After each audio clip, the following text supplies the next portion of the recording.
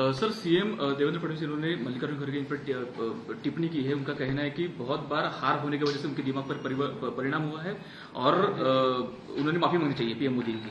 नहीं, एक बुजुर्ग एक पक्ष के राष्ट्रीय अध्यक्ष के बारे में किस प्रकार से टिप्पणी करना चाहिए ये देवेंद्र जी भूल गए हैं।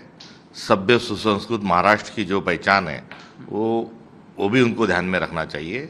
और रही बात अन्य लोगों के बारे में राय रखने की, तो भारतीय जनता पार्टी और राष्ट्रीय स्वयंसेवक संघ का हमेशा से मानना रहा कि सारी विद्वत्ता और सारा ज्ञान और सारी समझबूझ हमारे पास ही है, हमारे सिवा अन्य लोग जो है ये इनको किसी प्रकार का इनका स्तर नहीं है।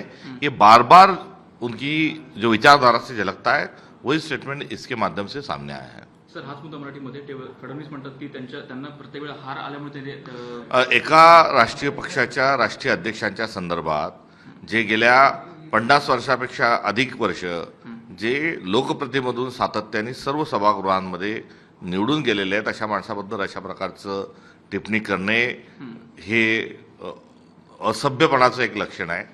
संस्कृती जी आहे ती पण त्यांनी लक्षात ठेवली नाही। महाराष्ट्राचं पुरोगामित्व देखील कुठेतरी ते विसरले आहेत आणि राहता राहिला त्यांच्या वक्तव्याचा जो आशय आहे तर त्या अनुषंगाने सारं जे ज्ञान आहे सर्व जी हुशारी आहे ही फक्त काही विशिष्ट लोकांच्याच हातात असली पाहिजे अशी भारतीय जनता पक्षाची आणि अर्थात राष्ट्रीय स्वयंसेवक संघाची ही मांडणी आहे। आणि इतर जे लोक आहेत हे इतर लोक निर्बुद्ध आहेत, त्यांना काहीच समजत नाही, त्यांना कुठल्याही प्रकारचा अक्कल नाही अशी मानणारी राष्ट्रीय स्वयंसेवक संघाची जी मानसिकता आहे त्यांच्या वक्तव्यातून ती झळकलेली आहे। तुम्ही एक ट्विट केले संजय गायकवाड यांच्या संदर्भात। संजय गायकवाड यांचं म्हणणं की सोशल मीडियावर अनेक क्लिप एकत्र करून हे बनवलेलं आहे, त्याची तपासणी करा। आणि ही काही पहिली असणारी ही क्लिप नाही, त्याची तपासणी झाली पाहिजे।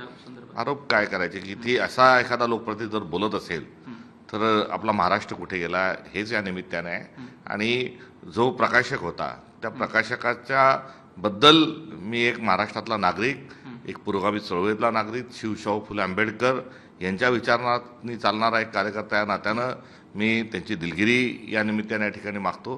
गोविंद पानसरे हे आमचे हिरो आहेत आणि शिवाजी कोण होता हे पुस्तक आम्हाला मार्गदर्शक आहे। आणि या पुस्तकाच्या अनुषंगानं अशा प्रकारची मांडणी जी आहे ही गोविंद पानसरेंचा खून, नरेंद्र दाभोळकरांचा खून अशी असणाऱ्या मानसिकतेचंच प्रतिबिंब त्यांच्या त्या क्लिपमधून झळकत आहे। सर ये बुता हिंदी में क्या कहेंगे? हाँ सर।